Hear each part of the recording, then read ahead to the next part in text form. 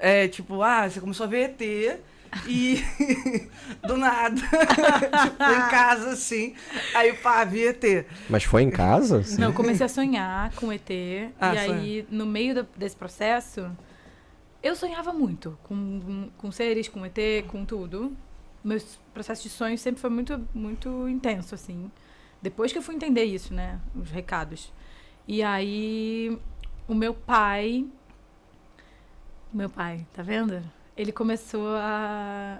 Ele foi, na verdade, pela primeira vez pro Projeto Portal, que é onde... O antigo projeto do Urandir, onde estava o ET Bilu, né? Não. Essa história é tudo. Essa história é maravilhosa, gente. Vocês têm que ter noção. Mas peraí, seu pai não era ateu, mas aí ele foi no bagulho do ET Ele era Bilu. agnóstico, vamos dizer, vai. Ele era agnóstico. Curioso, pelo visto, né?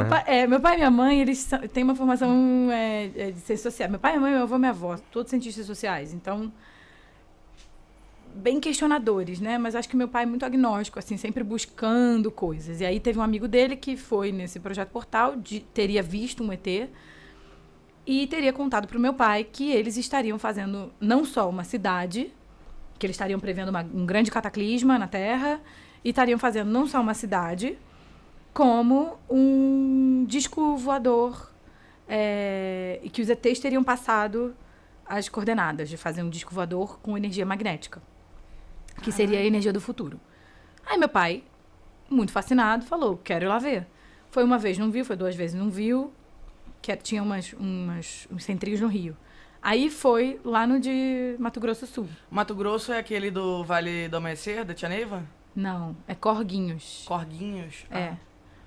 Na época chamava Projeto Portal, a terra chama Zigurates, a cidade que eles estão montando. Só que agora virou uma coisa muito louca de pessoas que acreditam em terra plana. Meu Deus! Sério. Entendeu? Complexo. Isso escalonou muito rápido. Complexo, muito. E eu acho até importante falar sobre isso, assim, porque uma coisa é a espiritualidade, né? E outra coisa é a institucionalização da espiritualidade, sabe? É muito perigoso isso, porque entra no jogo de pequenos poderes, na disputa de poder humana, né? Nos pequenos poderes mesmo, são como os políticos, né? Os líderes religiosos acabam ganhando uma quantia de poder e nem sempre eles estão preparados para lidar com isso, sabe? E acho que a gente vê muito isso, assim. Não só, tipo, na Umbanda, mas, tipo, sei lá, o João de Deus, por exemplo, né? Uma série de casos, assim, de líderes religiosos que, tipo, se perdem e se tornam pessoas horríveis, assim, tipo... A gente ainda vai ter um bate-papo muito legal sobre narcisistas à frente de seitas religiosas aí, no próximo mês. Porque eu acho que, se a gente parar pra prestar atenção, né? E eu adoro documentário de seita, essas coisas assim, acho super curioso, assim. É meio trágico, mas eu gosto. E aí, o que a gente vê é um topo ali do narcisismo, né? Geralmente, os líderes, eles entram ali, embarcam numa viagem egóica muito esquisita pra se validar, sei lá, aquela criança ferida, sabe? Não sei explicar isso. O que você acha? Eu acho que tem vários caminhos para se pensar esse fenômeno, sim. Eu acho que o narcisismo, enquanto uma ferida narcísica, né, é um ótimo caminho. Mas eu acho muito interessante, né, porque a construção em torno dos ETs, né, toda a mítica envolvida, me parece que tem sempre uma mensagem meio de renovação planetária, algo vai acontecer, a gente está num ponto de mudança, algo nesse sentido. Só que me parece, né, pode ser que eu esteja falando besteira, por favor, me corrija se eu estiver enganado, mas me parece que acaba rolando uma literalização tão grande, né, desse grande tema aí das renovações, que a galera acaba se perdendo, uma literalização no sentido de, sei lá, em 2017 vai acontecer um grande cataclisma, o fim do mundo, como já ouvi, assim. E não é exatamente isso, né? A gente passa por transições, mas nada assim que seja tão concreto, tão literal. E como é que você via, assim, né? Como é que o pessoal, assim, desse universo, assim, se relacionava, assim, com... Tipo, te dava medo, assim, essa ideia do mundo vai acabar, essa coisa meio, assim, apocalíptica?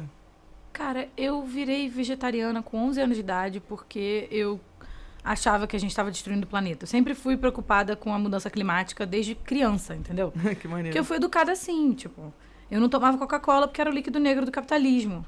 Então, e sempre foi assim, sempre foi assim. Então, tipo, pra mim, a ideia do cataclisma funciona dentro dessa lógica, né? Se você for pensar que, assim, por outros vieses, né, não espiritual, mas existe uma série de pessoas que estão alarmando para uma crise climática há muito tempo, e a gente não tá nem aí.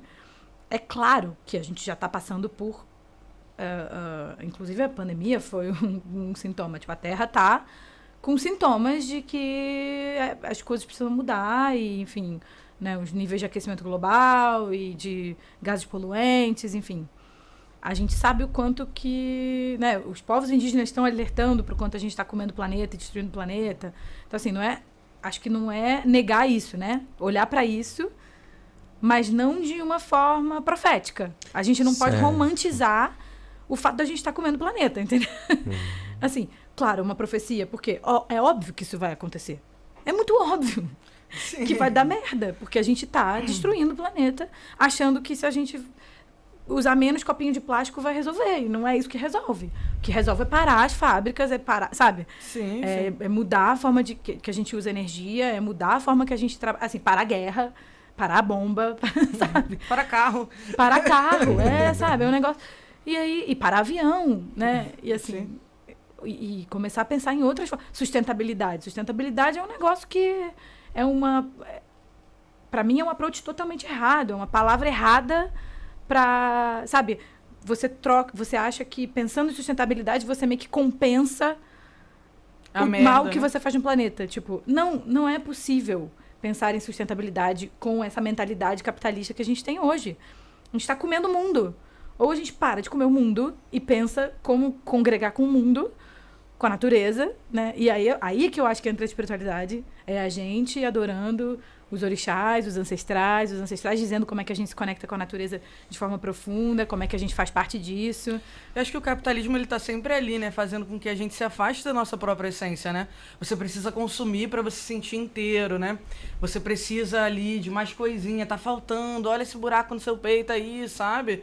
É como se você tivesse o tempo inteiro tendo que consumir, se reciclar e fazer acontecer, ao invés de simplesmente parar para respirar e se conectar com você mesmo. Claro, o sentido da vida é viver, não é produzir ou consumir, né? Exatamente. Só que aí a gente vive uma mentalidade patriarcal capitalista, né? Que é uma mentalidade que está, inclusive, dentro de muitas instituições religiosas, né? Que propaga uma coisa até egóica, assim, né? Quase que... Tipo, o capitalismo, a linguagem dele está tão dentro da gente que a gente fica se envenenando com essas ideias, né? Com esse medo de não ser útil, com medo de estar perdendo. E aí a gente vai vivendo uma vida fora da vida natural, a gente já não dorme à noite, já não levanta de dia, já não tem menor conexão com nada, né?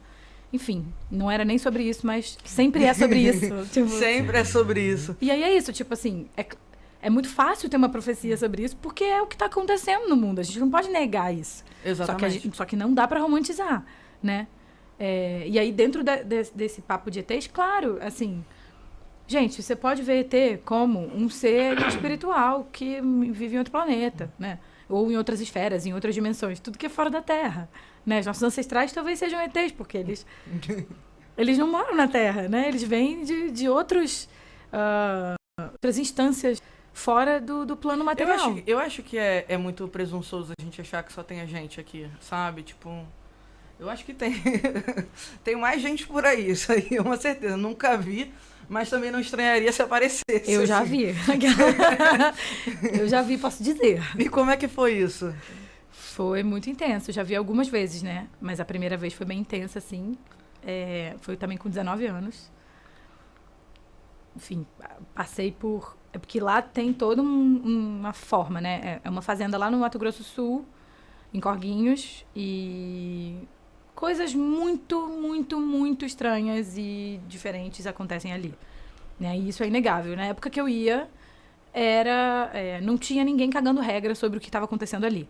Era basicamente, a gente chegava lá, se preparava fisicamente, passava por um processo de desintoxicação, a gente regulava a alimentação, o sono, não podia, tipo, usar nenhum tipo de droga, álcool, nada, nem cigarro.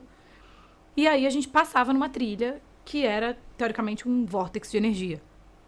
Realmente, assim, é um lugar muito especial. tem um milharal, é o clássico dos filmes, né? Tem um milharal, tem tem tipo umas crateras com água, diz que essas águas são curativas, enfim. Caraca.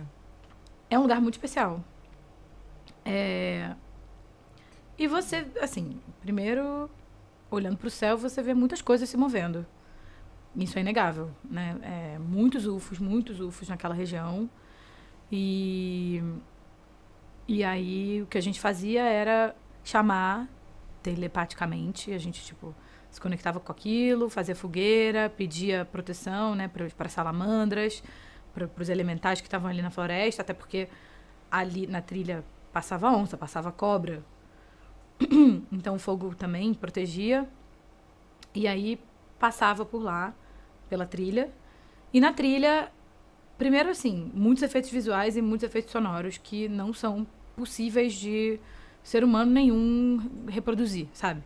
Assim, não tinha aquela tecnologia ali. A gente não tinha nem internet ali, sabe? Não tinha como eles fazerem projeção a laser, sabe? Sendo que não tinha tomada, não tinha internet, não tinha, tipo assim, não tinha. Sim, tipo, meio do nada, assim, né? Só com uma galera numa trilha, perto do milharal, assim, imagina que deve ter sido... E é uma trilha, é uma montanha, um planalto, assim, que a gente subia, né?